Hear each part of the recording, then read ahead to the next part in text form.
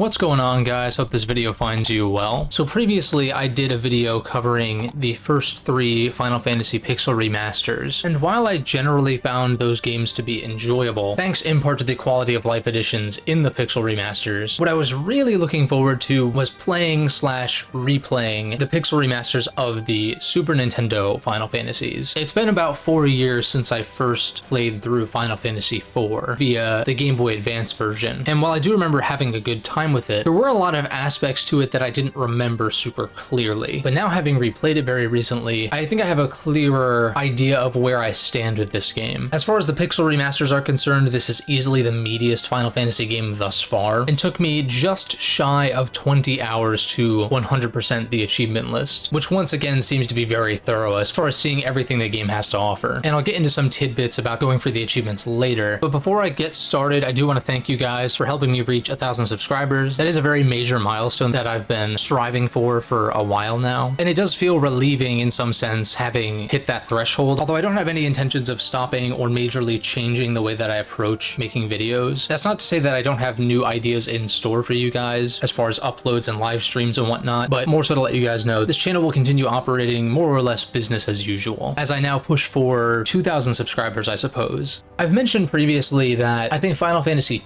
II deserves some credit for shifting towards a more overt narrative approach and the way that it fleshes out its world. And while I do think that for all of Final Fantasy II's faults, that it does deserve some recognition in that respect, I do think that Final Fantasy IV does a lot to improve on and evolve both the overt storytelling and world building compared to its predecessors. I view Final Fantasy IV now more than ever, having played the first 3 games, as the game that set the standard for the series. It's really hard to both praise and criticize FF4's narrative and characters without going into spoilers. The game is over 30 years old though, so it might seem a little silly to give a spoiler warning, but just in case you may be watching and you care about having this game spoiled, I do intend to touch on some narrative and character points that could be considered spoilers if you wanted to go in completely blind, though I guess I can be somewhat vague when it comes to events that happen later in the story. Final Fantasy IV has you playing as Cecil Harvey, a Dark Knight for the Kingdom of Baron and commander of the Red Wings, which is Baron's air force. Prior to the game beginning, Cecil had been ordered to take Mysidia's crystal by force. So this is another story about crystals, but it does twist the formula a bit. On their way back from Mysidia, crystal in hand, Cecil and his crew begin to question whether Baron is in the right to be doing this. And so when Cecil reports to the king to give him the crystal, he then expresses his concern regarding Baron's motives behind its questionable actions as of late. The king and his advisor don't take kindly to this. As a way for Cecil to redeem and put himself back in the good graces of the kingdom, he is ordered to deliver a bomb ring to the village of Mist. Cecil's longtime friend and dragoon of the Kingdom of Baron, Kain, tries to stand up for Cecil, but then ends up getting ordered to join him on this mission. And so Cecil and Kain deliver the bomb ring to the village of Mist, which, as you might guess from the term bomb ring, unleashes a bunch of bomb enemies that burn the entire village to the ground. At which point Cecil and Kain discover the young summoner Rydia, who, having now seen her entire village burnt to a crisp, summons Titan in a fit of rage, which then separates Kain from Cecil and Rydia. Now Cecil, understandably feeling responsible for the destruction of Rydia's village, decides to take her with him to make sure she stays safe, shaking his loyalty to Baron even further. Eventually, within the first few hours of the game, Cecil ends up returning to Mysidia, where he's obviously not welcome considering his previous actions, and in order to gain their help with fighting back against the Kingdom of Baron, it's suggested to him that he climb Mount Ordeals in order to shed his Dark Knight moniker and become a paladin. And this is really a huge point in the favor of Final Fantasy IV, setting the standard narratively and characterization-wise for the rest of the series. Because the games prior to this didn't really have much, if any, characterization, let alone character development, to this extent. Though I will say that there is still a long way to go in this series as far as character depth and development are concerned, but this is a great foundation for that. The other characters do see some growth in subtler ways, one of the most notable being Rydia, who refuses to use fire magic, and so she can't use it in combat until there's a narrative reason why they need to use fire, at which point she decides to face her fear and cast fire, at which point she can use fire magic. And this story does get pretty wild in the different locations that you go to and certain events that happen. There actually are some sci-fi sorts of elements present here as well, which I think is quite cool. Although with all that said, there are a few detractors to this game's story that do prevent it from being something that I feel super strongly about, being the way that this game handles betrayals and fake out character deaths, which are far too common and become a bit eye-roll inducing at a certain point. I think in the end, it does allow for this game to have somewhat of a lighter, more heroic tone, as opposed to something more dire, which maybe is for the better. It's definitely a preference thing. Maybe this is more so the fault of the localization, but the dialogue can feel very matter-of-fact. I would guess this was intended to portray a more formal style of speech for certain characters, but it does come across a little bit too on the nose at times. And this isn't something that I brought up in the first 3 games because those games just aren't nearly as narrative focused. The more narrative focused your game becomes, the more scrutiny is warranted when it comes to analyzing that component. That's why I've always said that if you're gonna tell a story in a game and have that be a major focus, it better be pretty damn good. If your story is gonna be mediocre or bad to varying degrees, I'd rather there be minimal story to begin with. Now, I wouldn't say that this game's story is bad by any means, despite these criticisms that I'm levying at it, but they are factors that do hold back this story from being something that I view as being truly great. Definitely great for its time compared to what came before, but there are a number of Final Fantasy stories that have come after this game that I either resonate more so with emotionally, or I'm at the very least fascinated by aspects to the story that may not be explicitly present.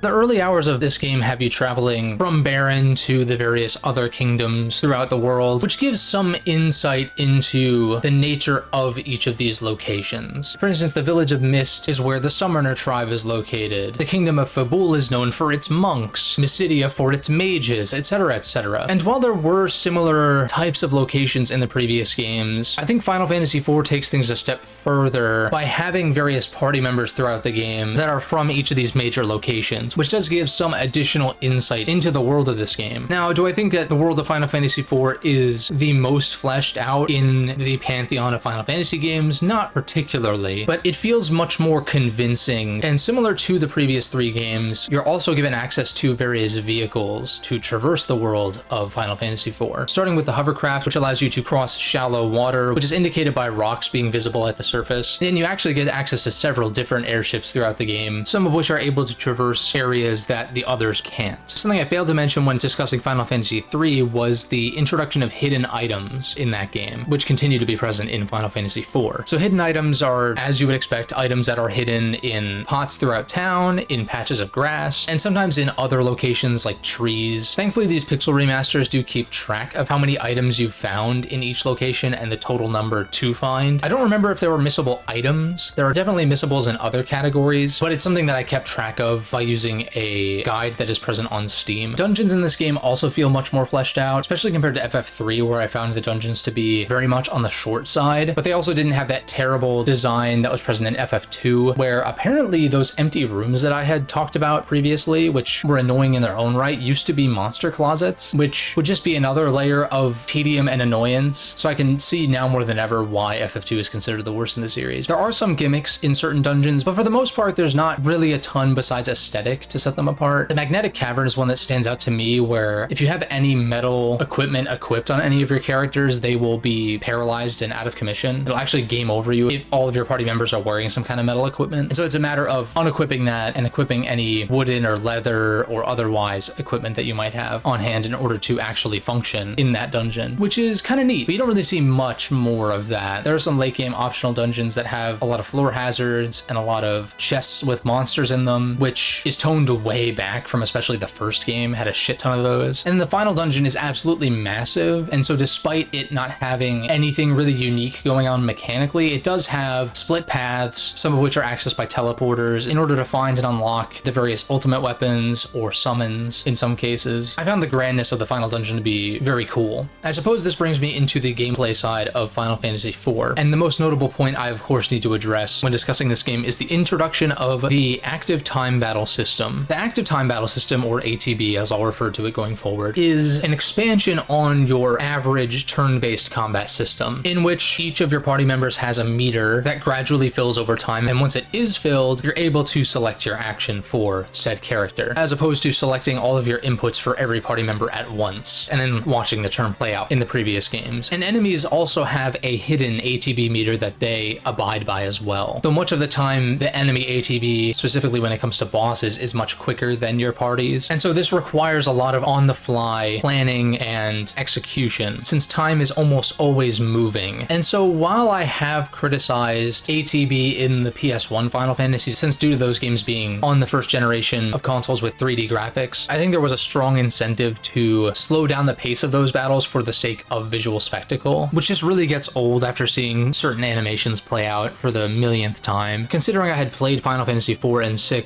a few years back, and now revisiting Final Fantasy IV has kind of reaffirmed my opinion that ATB in the Super Nintendo games is, I find, actually quite engaging because things play out a lot quicker. The rate at which you're using big flashy attacks are way more few and far between than the PS1 games. And on top of that, the summon animations and whatnot are a lot shorter, which is nice. During my playthrough of this game, I played with battles set to fast, which I know in some games only affects the enemy side or something weird. I'm not entirely sure which games have that distinction and which don't. And despite playing in wait mode, where when you're in menus during battle, it'll actually pause everyone's ATB from filling up to give you a little bit of time to think, I actually did feel quite a bit of pressure when it came to the time and difficulty aspects of this game. I wouldn't say that it was super difficult or anything, but especially in the early to mid game, it was kind of a lot to keep up with. Now, part of this might be because it's been a while since I've played an ATB Final Fantasy game that does move this quick. Contrary to the previous 3 games where I used boosters very heavily, I didn't use boosters literally at all in my playthrough of FF4 until the very end of the game, when it was time to grind up for the final boss and also the achievement for getting your final party to level 70 across the board, since at that time I was around the low 50s just naturally playing through the game. And at that point I hadn't even killed 1,000 monsters according to the achievement tracker either, so that's something. And for those who do find the game to be on the easier side, what is nice that was included in these recent updates to bring the PC versions in line with the console versions is that the boosters not only have the option to increase your EXP gain, but you can also set it to 0.5 times or 0 times, in fact, if you want to go for some low-level challenge run of some kind. Though with how inflexible the party is in Final Fantasy IV gameplay-wise, it seemed like overcoming any challenge you might encounter is best solved by just grinding more levels. Sure, there are certainly times where learning how certain bosses work and when to attack and when not to attack, since that is an aspect to ATB as well. Bosses will change forms and therefore retaliate in different ways or be immune to certain types of damage when they take certain stances. But despite there being the possibility for better execution on the boss fights, it still feels very much like something that if you're struggling, it's best to just grind levels and make a number go up. And when it comes to the party of Final Fantasy IV, this is, I want to say, one of the few games in the series where you are constantly gaining and losing various party members throughout the game. Until, of course, pretty late on in the game, getting and establishing your final party of 5 in this game's case, which I want to say this game is the only one in the series maybe with a 5-person party, whereas most of the time it's 4 or 3 on the field at once. So that just added to the number of things to keep track of during combat. And each of these rotating party members serve very distinct roles and learn very specific skills or spells at very specific levels. So this is very unlike the previous 3 games where you not only would buy spells to teach to your magic users, but you had more flexibility in the previous games as far as building your party in a certain way. And that flexibility does come back following this game, where you have a lot more agency as far as what skills characters can learn. And then FF9, of course, brings back this more established class-based system for its party members. But despite the perceived limitations that the player has on them as far as party construction, it does allow developers to craft various encounters and even story beats in very specific ways. And I wouldn't say either approach is necessarily better or worse. I do like when party members in Japanese role-playing games in particular have some kind of unique gameplay identity, but I think it's also nice when there is some additional agency from the player as far as equipping skills, be it passives or otherwise, or having some kind of limit as far as how many spells a magic user can have equipped at a time. Even the subtlest of customization, I think, goes a long way. I know in the 3D remake of FF4 for the DS, there is some additional system on top of the typical FF4 gameplay that maybe adds a little more dynamism to it. And I think some of the games following FF4 get a little bit too flexible in what characters can do, to the point where they don't feel particularly unique from a gameplay standpoint, which I don't particularly like either. I think there is a balance between the two to be found. Even if I might prefer a more established class type of party in some instances and prefer more flexibility in other instances, I'm not really the type of gamer to be so my way or the highway that every single game in a series must have a particular approach towards its party members. As much as I might enjoy certain systems in certain games, I feel like it would get kind of tired if said systems were not shaken up to some effect, especially for series that date back as far as Final Fantasy, for instance. And so now to just briefly touch on some of the achievement-related gameplay things. First and foremost, grinding for the secret summons kind of sucked. They did increase the drop rate in this version of the game, but it was still just a very tedious thing, and while I didn't try out any of the secret summons, I can't imagine they were much better than what else I had access to at the time. That is very much something that I did for the sake of the achievement, but on following playthroughs of FF4, I'm probably just gonna ignore the secret summons and not bother grinding for them. What is nice though is that you could turn the booster down to 0 times while you're doing that if you're trying to go for a certain item drop and not trying to gain experience while doing so. Although I will say, on the topic of summons, I think finding and fighting the secret bosses to unlock those powerful summons, as well as getting access to the ultimate weapons in the final dungeon, was very cool, as it always is. Although I did find it a little disappointing that I could just cheese fighting Bahamut by utilizing Kane's jump ability. Now, when it came to filling out the bestiary, I mentioned earlier that I used a missable guide on Steam. Although the guide does point towards some monsters as being missable when they're not, it's really nice having some kind of resource on that, so I don't have to worry about having to replay the game from square one. Although the bestiary in these games applies to all playthroughs and all save files, so you can kind of jump across saves to backtrack to potentially missable areas. In addition to that, there are a number of enemies that may be rare encounters in certain locations, but actually can be guaranteed encounters in other locations by using the Siren item. Now, this is something that you can also exploit, primarily thanks to the Pixel Remaster's autosave feature, where every room you enter updates your autosave. There's a particular late game enemy that can only be encountered by using the Siren in a particular room in the final dungeon. And what you need from this enemy is a very rare drop in order to get, I want to say it's the Adamant Armor, which is not only an achievement, but also the best armor in the game by far. What you can do is you can enter said room, use the Siren, encounter the enemy, defeat the enemy. That'll record it to the bestiary, even if you do reload your autosave. But let's say you don't get the drop you want because it's a rare drop, you're probably not going to get it first try. You reload that autosave, use that same Siren again, which you can acquire multiple Sirens, but you only really need one if you're not concerned about retaining whatever experience you gain from said encounter. So in the late stages of the game, I just used this singular Siren to encounter those guaranteed encounters to fill out the rest of my bestiary. So that way the final boss was the final thing I was missing. I could just beat the final boss and be done and not have to jump back in. So where does this all leave Final Fantasy IV for me? I'd say that while I view it as one of the stronger entries in the series based on what I've played, I wouldn't say that I feel particularly strongly about it either. More so that it is a notable improvement from the games that came before. And so now, having even more context in playing this game following the first 3 games, I think that is probably why I appreciate this game a little bit more than I maybe otherwise would. And I also think that it just helps that the combat and game in general is paced really well. If this game was like 30-40 hours, I don't know if I would be as kind to certain aspects of it, but because it is still a very compact experience, being about 20 hours to 100% it makes it a lot easier for me to recommend. If you're torn on what Final Fantasy game you should start with if you're overwhelmed by the series in general, I think FF4 is actually a really solid starting place. Of course, going in with the knowledge that certain aspects of the series do continue to improve from this point, and also having the context for what comes after FF4, it's very clear that this was the game that established what Final Fantasy was going to be, at least for the foreseeable future. Go ahead and let me know what you guys think about Final Fantasy IV. Definitely a lot more to talk about than I anticipated, and so I'm glad that I decided to do this as its own video, which I will continue to do with Final Fantasy V